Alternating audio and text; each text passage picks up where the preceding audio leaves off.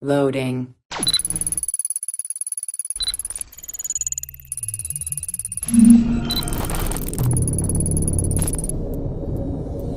Welcome to Access the Animus.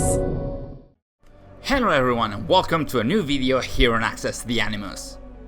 Today we're going to have a look at all the different announcements and information about the future of Assassin's Creed Valhalla, ranging from the announcement of a year 2 of post-launch content containing expansions with an S and including a DLC concerning Eivor and Odin, the Siege of Paris DLC, the Discovery Tour Viking Age mode and way more.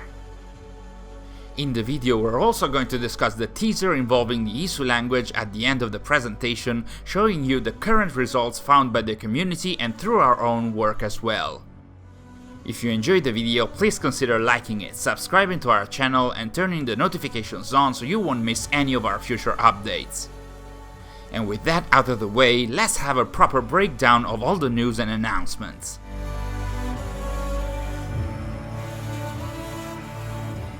So the presentation about Assassin's Creed at Ubisoft Forward was only focused on Assassin's Creed Valhalla and was hosted by senior community developer Karen Lee.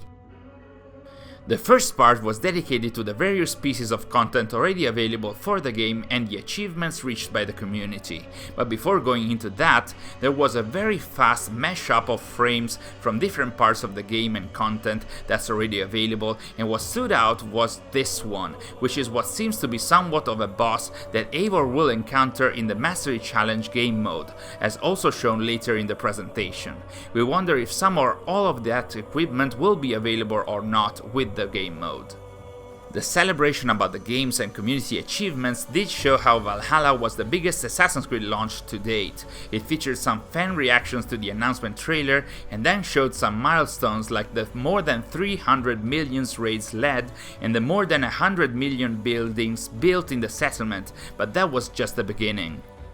The presentation went on to briefly mention the Basim outfit, which is now available on the Ubisoft Connect platform, and the post-launch content that was released in the last few months, like the festivals, the new quests, and the River Raids game mode, while also showing some new gameplay footage about a combat session with a character from the Norse mythology, a Valkyrie called Hildur, during the Mastery Challenge game mode, as we saw earlier.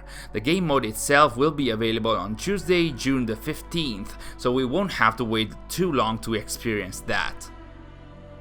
And then the presentation moved to the juicy stuff. In fact, it did show some one-handed sword gameplay for the first time, as Karen mentioned that the one-handed swords will be available in the coming weeks. Not months anymore, just weeks, so this highly requested weapon type will be available soon. After discussing the recent dev blog that showed the bug fixing process that the dev team has to go through before delivering each patch, the senior community developer went on tackling the announced post-launch expansions for the game, firstly mentioning the Wrath of the Druids DLC and then moving on to the Siege of Paris DLC. So at last we're seeing some new gameplay and environments from France/Francia and some new equipment items, a mount, new weapons and arrow types? The presentation also mentioned that Eivor will have to create alliances in Francia, which we already knew, and that black box missions will return to this DLC, as they appeared in Assassin's Creed Unity and Syndicate. In these missions, players will just be given a goal for a mission within an environment, and they will be able to choose different ways to complete it. In Unity and Syndicate, this kind of missions was used for the assassinations, so if that were the case for the Siege of Paris expansion 2, it would once again show that this is more of an Assassinate DLC than Wrath of the Druids. The trailer also showed this frame of some sort of cult or cabal, with several members reunited under a cross, and this might very likely be the version of the Order of the Ancients in this DLC, which, as we mentioned in our previous videos, will take place 7 to 8 years after the end of the main game, in 885 to 886 AD. We also got to see a new ability where you can place some kind of bomb on the body of the enemy. Then we saw Eivor dual wielding two one-handed swords that can be found in the DLC, and a reference to new enemies as we see one of them wielding a huge spear while on horseback. Karen also re-announced the Discovery Tour for Assassin's Creed Valhalla, the non-violent game mode that allows players to know more about the history, characters, and cultures of the environments and countries seen in the main game. Now dubbed Discovery Tour Viking Age, keeping with the naming of the Discovery Tour modes for Assassin's Creed Origins and Odyssey, the mode now has a new release window, which is fall 2021, and will be free to all the owners of Valhalla's main game. Interestingly enough, among the environments shown during the Discovery Tour presentation, we don't just see England but also Asgard for a little bit, so we might explore that area of the game too in this mode. Moreover, Ubisoft released a new key art for Discovery Tour Viking Age, which shows England, Asgard, and even Norway, so we can probably expect all three maps in the mode, and also a variety of characters to explore, as we can also see King Alfred and Guthrum in the same key art. As we can see from the footage, players will be able to use different avatars and characters while playing the Discovery Tour mode, as it was the case for the past games, and in this case we see two NPCs, while there's still a chance we'll be able to also play as main and side characters from the main game at least. Lastly, it is mentioned in the presentation that this version of the Discovery Tour will provide players with exclusive rewards, so there's going to be even more motivations to play it when it gets released. And finally, the big elephant in the room here. Assassin's Creed Valhalla will indeed have a year 2 of post-launch content, which, as we mentioned in our intro, will contain quote-unquote expansions, as in more than one. The most interesting part here is that, while referencing the new expansions, Karen mentioned that Eivor is not done with Odin yet, giving a context for the expansions themselves, which also received a brief teaser.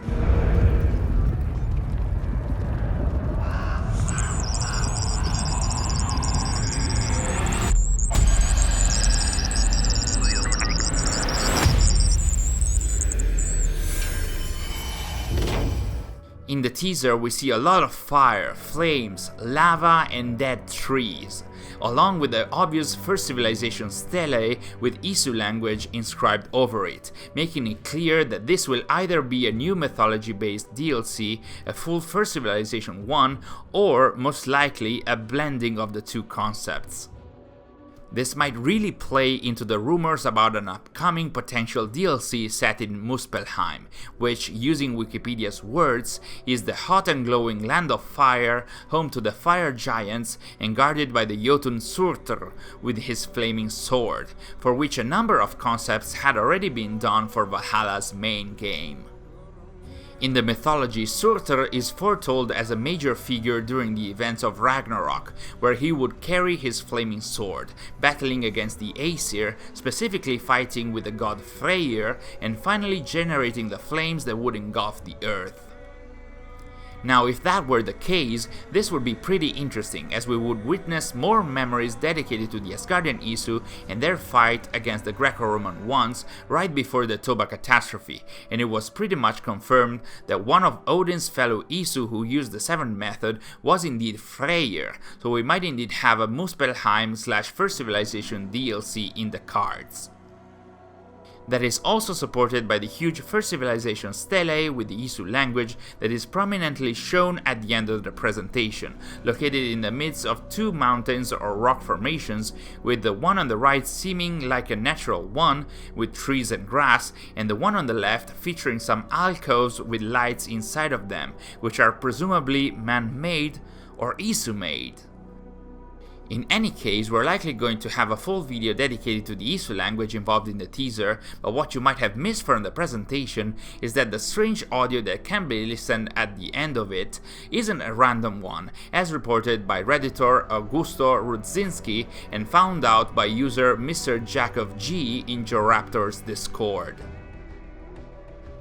In fact, he found out that the audio had to be run through a spectrum analyzer, and this is the result that he got.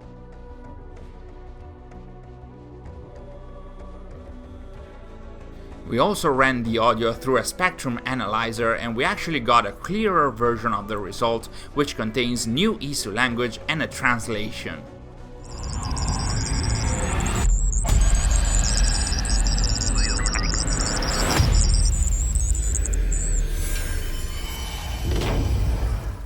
So we have what do you truly understand and would a blind go mad trying to see? Interesting stuff by itself, considering that Odin was called the Mad One and was also partially blind during the Isu era, but that's not all. In fact, in our version of the spectrum analysis, we identified this additional word, which, if transliterated through the Isu alphabet and phonetics created by Redditor Bull0011, actually translate exactly to Loki. So those sentences are pronounced or written by Loki, and once again we might get to know more about him as well in these new expansions, and that would make sense as Basim is the new modern day character now, so knowing more about Loki's story and perspective could actually be a proper part of the Year 2 DLCs. And that was it for today's video. Did you enjoy the Assassin's Creed Valhalla presentation at Ubisoft Forward? Which were the elements and content that you liked and disliked the most? Also, what are your opinions about the next expansions for the second year of content for the game, and specifically about this Isu Language based teaser? Would you like to see new content involving Odin, Loki and the Asgardian Isu? Let us know in the comments below. Thanks for watching, and we'll see you in our next video.